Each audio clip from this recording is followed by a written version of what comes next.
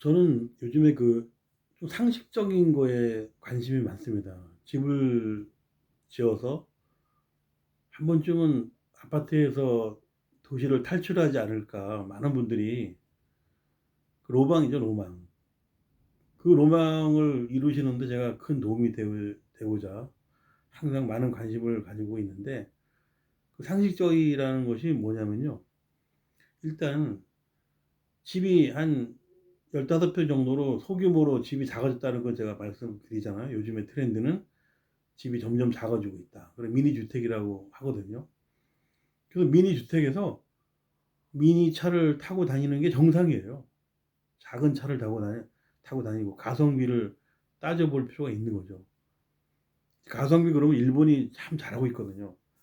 제가 원룸주택도 일본에서 아이디어를 얻은 거고, 제가 요즘에 나이 들어보니까 저도 작은 차를 한번 타고 싶더라고요. 왜냐면 그동안은 사업하느라고 폼 좀 잡고 어디 남 보는 눈치도 보고 이런 걸 이상하게 의식해 가지고 큰 차를 타고 다녔습니다. 기름 한 방울 안 나는 나라에서 너무 큰 차를 타고 다녔죠. 한쪽으로는 반성하고 있고요. 그래서 제가 정리해 드리자면, 작은 집의 소재는 반드시 목조 주택으로 하는 게 좋겠다. 골조는 철골로 했으면 좋겠는데 아연 도금 강관이었으면 좋겠다. 그런 게 제 의견이고요. 거기서 중요한 건 뭐냐면, 바닥재는 건식 보일러죠. 건식. 요즘 스티로폴로 단열재식으로 조립식으로 잘 나옵니다. 그 단열재로 나온 조립식으로 바닥에 깔고, 그리고 온수로 반드시 돌려야 효과가 좋습니다.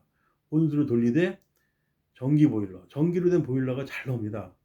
뭐 끼또라미도 나오고 경동도 나오고 우리나라 유명 메이커도 나오고, 또 그 건식 보일러 중에서 한 서너 개 회사가 있는데 뭐 특정한 회사를 제가 홍보하지는 않겠고요. 뭐 검색하면 무지하게 나옵니다. 그 전기장판이나 뭐 예를 들어서 필름 같은 건 전기세가 엄청나게 들어갑니다. 그래서 저는 반드시 건식 보일러에 온수 보일러를 권해드리는데, 그 시멘트로 바르지 마시고요. 그 건식 보일러 자재 팔 때 보면은 이 철판이나 아니면 바닥 마감재가 최종적으로 나옵니다. 그래서 그 마감의 수평을 잡고 그 위에다가 모노름을 깔으시라는 얘기예요. 민속장판 깔끔히 비닐계통을 까셔야 이 열 효율이 좋습니다. 너무 두꺼운 걸 깔면 열이 올라오지 못하거든요. 그래서 제가 이렇게 왜 자신 있게 권해드리냐면, 다 써보고 해보니까 결국은 나이론 장판이 최고 좋더라는 거죠. 그 청소하기도 좋고요. 그리고 쿠션이 좀 있으면 더 좋고요. 그래서 여러분들은 저의 경험을, 40년 동안의 경험을, 상식적인 거를 말씀드리는 거니까 참고로 하시라는 거고, 그리고 반드시 철골조로 한 다음에 목조주택으로 해야 된다고 하는 것은, 목조주택에 들어가는 유리솜, 그 유리솜으로 만든 그 단열재가 R20이라고 합니다. R21. R20인데 25도 있고 R20도 있고. 근데 이게 어느 정도 수준이냐면 목화솜 수준이에요. 목화솜. 목화솜과 나이론 솜에 대해서 비교해 보시면 알 겁니다. 그래서 대한민국에서는 R20이나 25 정도 되는 그 목조주택의 단열재가 가장 현실적이고 전 세계에서 알아주는 단열재입니다. 이 단열재를 집어넣기 위해서 목조주택 2파이프, 목조주택 꼭 강목으로 골조를 별도로 한 다음에 어, 안쪽에는, 안쪽이든 바깥이든 방수합판을 써주면 좋아요. 방수된 합판. 기왕이면. 바닥은 물론 방수합판을 쓰는 게 더 좋고요. 왜 제가 합판에 그렇게 강조하냐면, 제가 다 써봤거든요.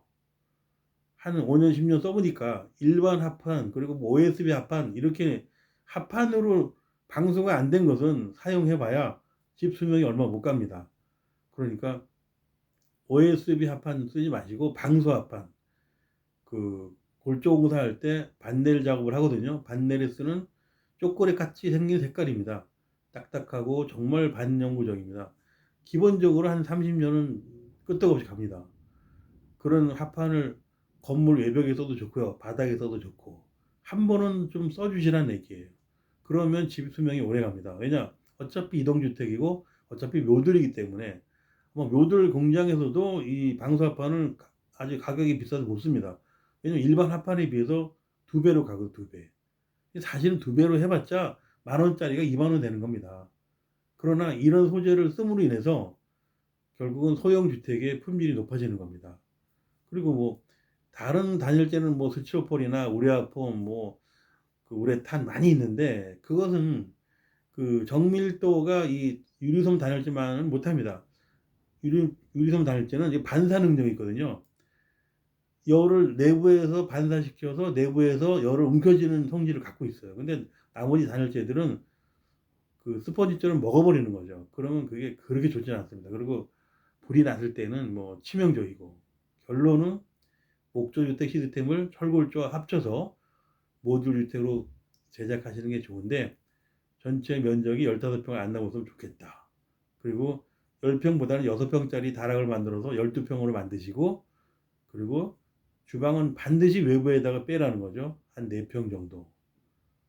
요즘은 그걸 키친 가든이라고 합니다. 그래서 아무튼 그 노년에는 미니주택 시대가 오고 있으니까 작은 차 한 대 사시고 미니주택 하나 지으셔서 실질적으로 도시를 탈출해서 사시는 게 나는 자연이다 정도는 아니지만 아주 깨끗한 공기에서 아주 건강을 유지할 수 있는 좋은 기회를 마련할 수가 있습니다.